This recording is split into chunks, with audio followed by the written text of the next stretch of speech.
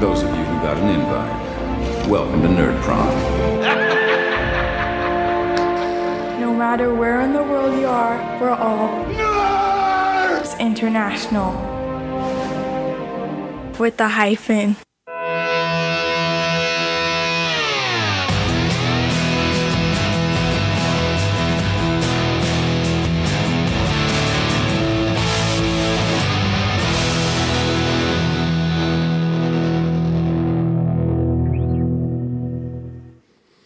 Hello and welcome to episode 63. So what's been happening in the old Dragons Are Real cave? Well, still doing plenty of gaming. I've got my regular 5e game on a Thursday night. We're just about to wrap up the Lost Mines of Phandelver. And I'm now running that in Foundry VTT, which I'm going to talk a little bit in a minute. Also playing ICRPG. Two games of that. One is Warp Shell. That's the alternative Thursday night with Colin Sinclair. We just got one session under our belts with that one. And we're just about to finish off our final one with Gary from the Murder Hobo Show on Tabletop Simulator. I think it's, this Sunday we've got the final episode of that one. So that one being wrapped up. And finally, alternative weekend to that is the Worldwide Wrestling with Uncle Jay, and that is a ton of fun using the PBTA system. As I said, I switched my 5e over to Foundry Virtual Tabletop. It's got great support for 5e. The development of Foundry is absolutely blistering fast. There's modules coming out thick and fast at the moment. Just recently released was the game system from ICRPG. That's on version 1. So we've got basic character sheets and dice rolls for ICRPG, and old Hankering Fennell himself has given his blessing for that one to be released. And also, news hot off the press, Gavin Norman has given his permission for the full Old School Essentials to be ported over to Foundry. So that's the old classic fantasy, not the advanced, all the classic stuff, the monsters, everything can be ported across. So now there's people in the background beavering away at that, and that's going to be a big boon for the Foundry Virtual Tabletop. As I said, development is thick and fast. The modules are coming out like no one's business. It's hard to keep up with them. I've got it set up on my computer so that I can use port forwarding, but I've also managed to set up an Amazon AWS instance as well. So if that goes down, I've got to back up on the cloud. So that's everything I've been doing. Let's get on to the main subject.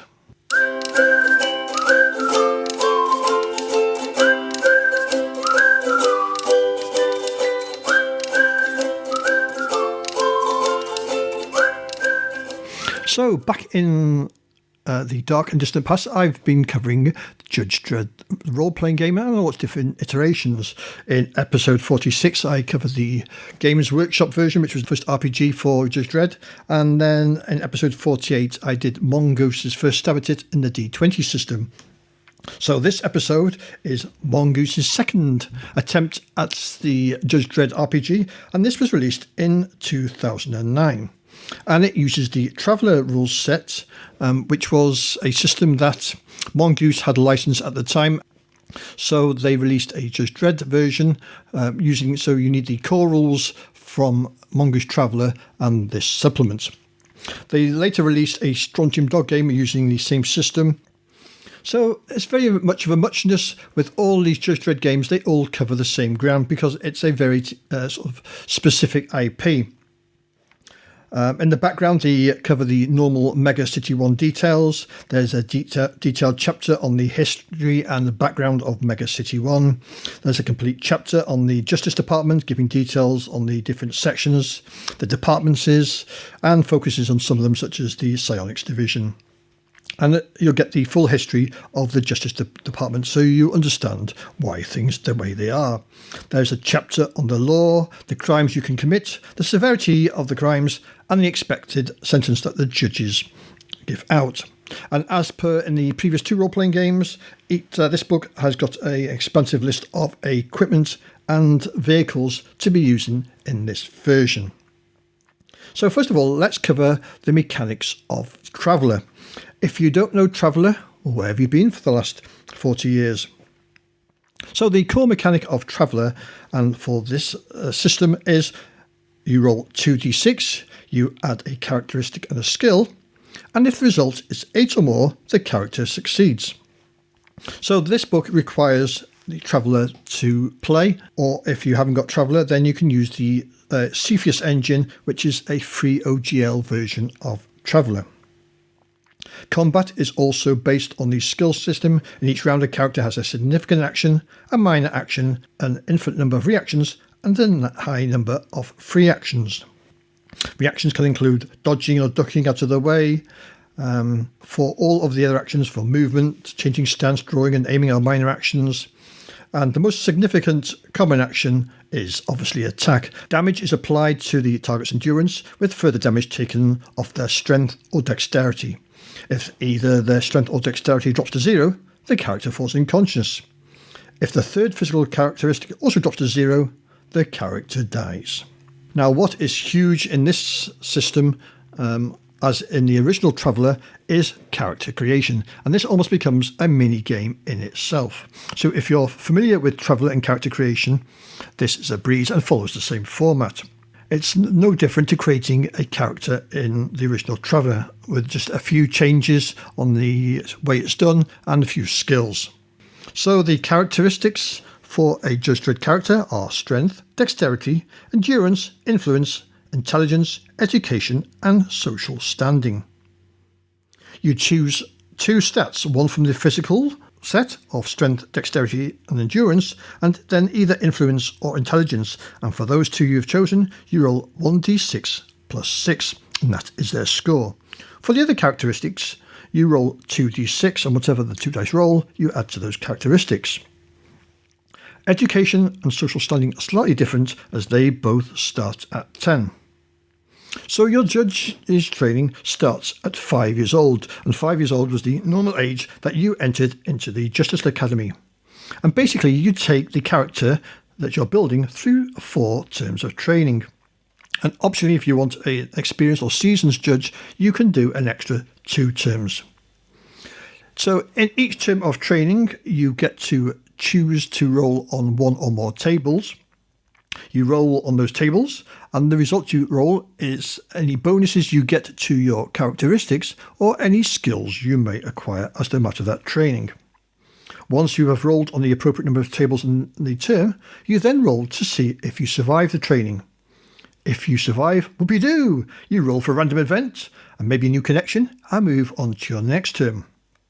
If you fail, then you may be forced from the career, and then you roll on the mishap table and maybe then move on to the next turn. During your training, the players have the chance to specialise later on in a specialised branch, so you become a street judge, psionic division, tech judge, or med judge. And each has its own requirements and bonuses.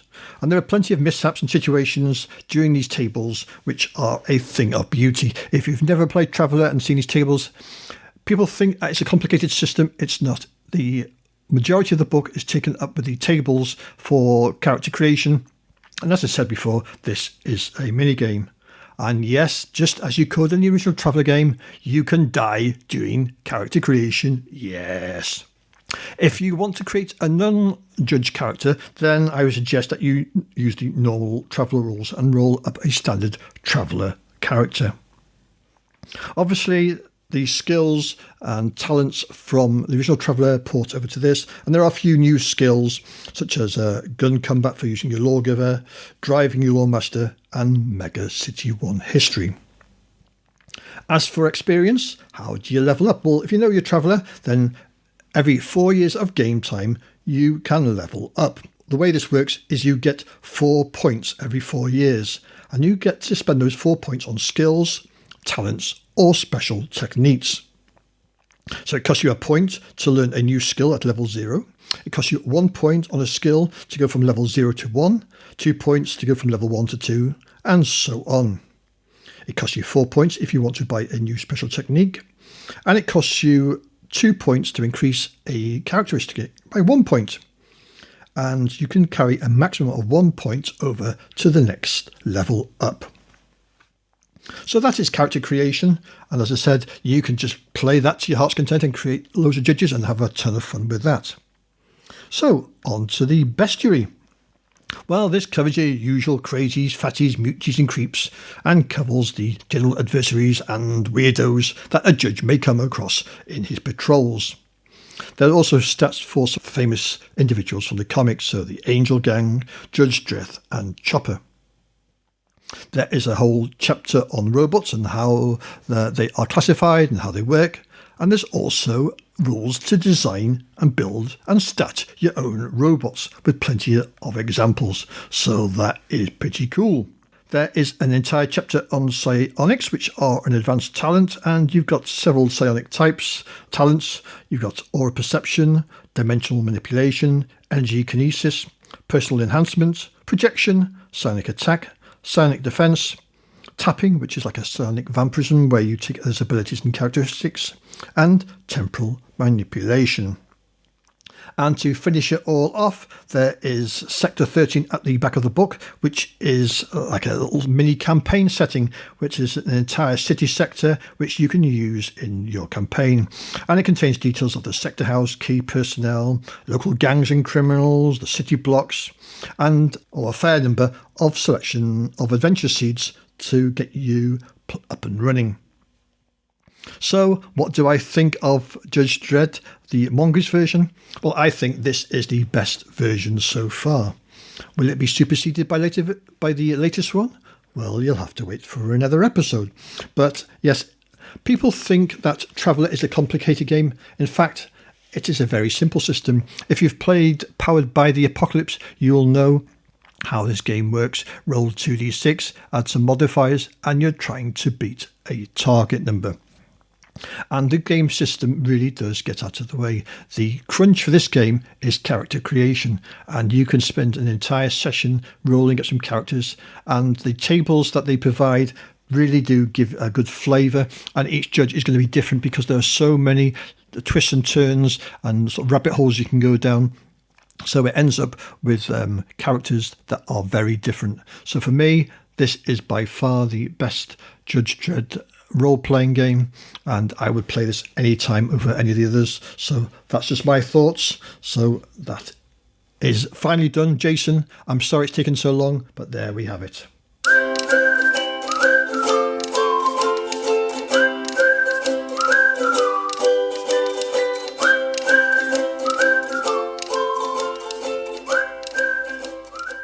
Now, for some reason, some mad people have called into the show, so let's see what we've got. And yes, it's that man himself again. It's Jason. Hey Pete, Jason here. Sorry I always sound so tired when I call you. I don't know why. I'm on my way home. It's almost 18 hours since I left the driveway to go to work this morning. So, yeah, I don't know why I'm tired. Anyway, in the early 90s, I had the first 3 books of Macho Women's with Guns. I'd kind of forgotten all about it, but when you started talking, it all flooded back to me. But I only remember having the 3 books, so I guess I never had the second edition or any of the later things. But it definitely made an impression on me at the time. In 95, when I was in Cuba, helping to run migrant camps, I remember, because we'd rotate do guard duty, different things. And I remember sitting there with a green memo book, kind of writing an RPG from memory, a Macho Women's Guns RPG from memory. So it obviously made an impression at the time. Yeah, thanks for that, Jason. Yeah, I think it's a shame that it's gone into the great graveyard in the sky, really. And there's you can't even get a PDF version of it, which is a real shame. I know maybe in these times it's not politically correct, but hey, it's pushing the female character.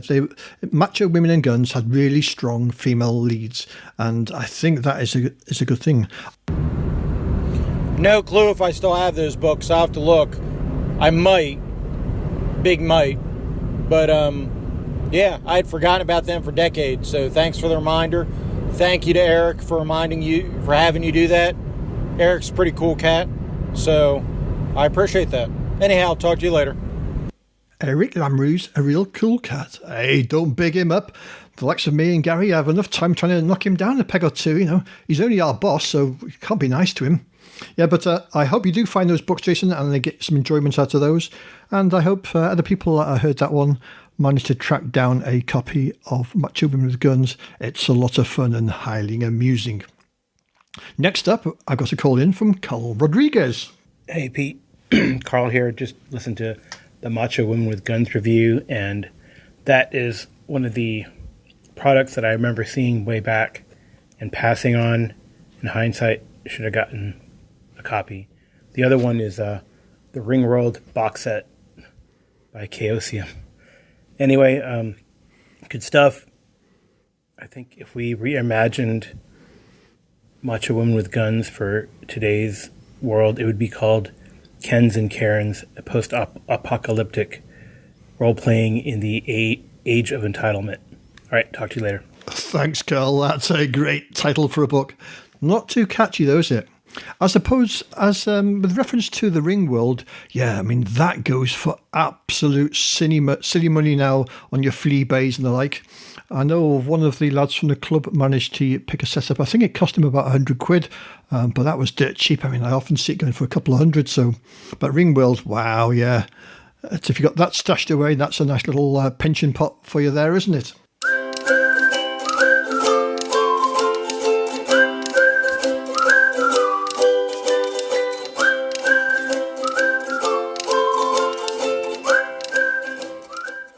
So before we wrap this episode up, just want to mention another episode that's come out on the Nerds International Network, and that's the Murder Hobo Show, episode 19. And my pals Gary McCallum and Uncle Jay, they're talking about Lazarus, which is a setting for the modern age RPG by Green Ronin. Now, I've not played Modern Age. I've got myself a copy of Fantasy Age, which I enjoyed reading. Modern Age is obviously the modern version of it. So what is the World of Lazarus? Well, it's the first campaign setting for Modern Age, and it's based on the Lazarus series of comics. I think it was Image Comics, was it? And the book brings that sort of noir dystopia to the Modern Age RPG. Basically, in the near future, time has rendered death obsolete and life is infinity cheap. In the wake of government's failure and global upheaval, the families have stepped in and divvied up the world. So you've got these powerful families that are running the world, and you work for one of these families. Listening to the episode, it struck me that it's a bit similar to the TV show Into the Badlands, which starred Daniel Wu. That was a really cool TV series. Really enjoyed that one. So yeah, check out that episode from the Murder Hobo Show. So that's all for this episode. I'll see you all on the flip side.